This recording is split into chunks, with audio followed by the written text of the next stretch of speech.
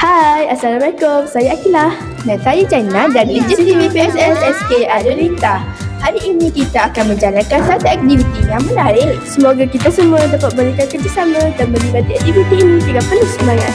Kita nak tidur, kita baca Bismillah.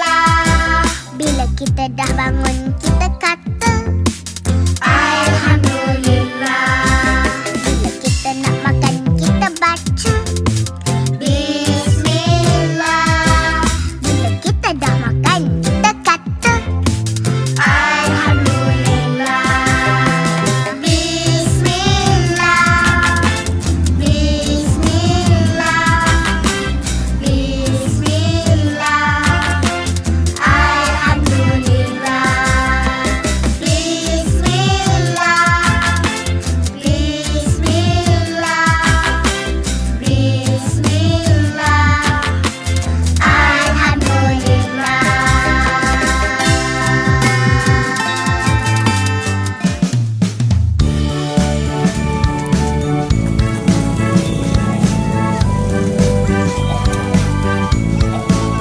Kami murid baru, kami ingin maju, kami sayangkan diri sendiri.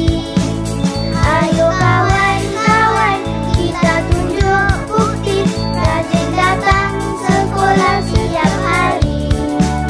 Kami sayang ibu, kami sayang ayah, sayang guru dan kawan-kawan. Belajar ikut guru, kami tidak malu, kerjasama dalam kumpulan.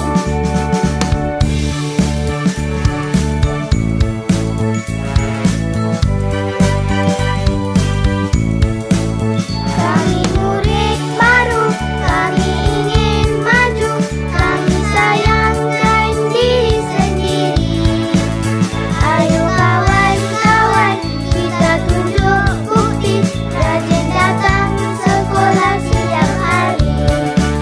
Kami sayang ibu, kami sayang ayah, sayang guru dan kawan-kawan.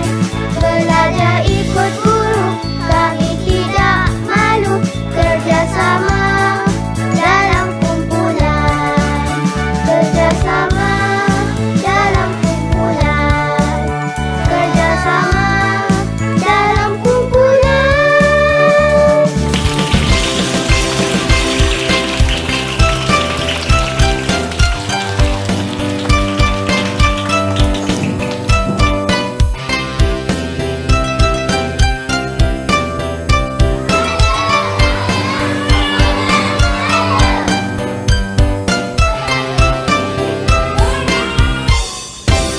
Kami murid baru, kami ingin maju, kami sayangkan diri sendiri. Ayo kawan-kawan, kita tunjuk bukti, rajin datang sekolah tiap hari. Kami sayang ibu, kami sayang ayah, sayang guru dan kawan-kawan. Belajar ikut guru, kami tidak malu, kerjasama dalam kumpulan.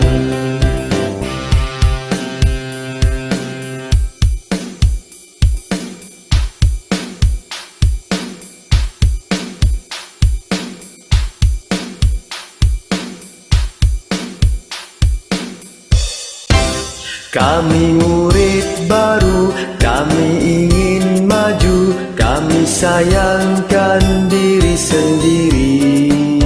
Ayo kawan-kawan, kita tunjuk bukti, rajin datang sekolah tiap hari. Kami sayang ibu, kami sayang. Sekian saya Akilah dan saya Jaina dari JTV PSS SK Adulita. Dari Lensa Keminda menginspirasi dunia. Bye! Malu, kerjasama dalam kumpulan.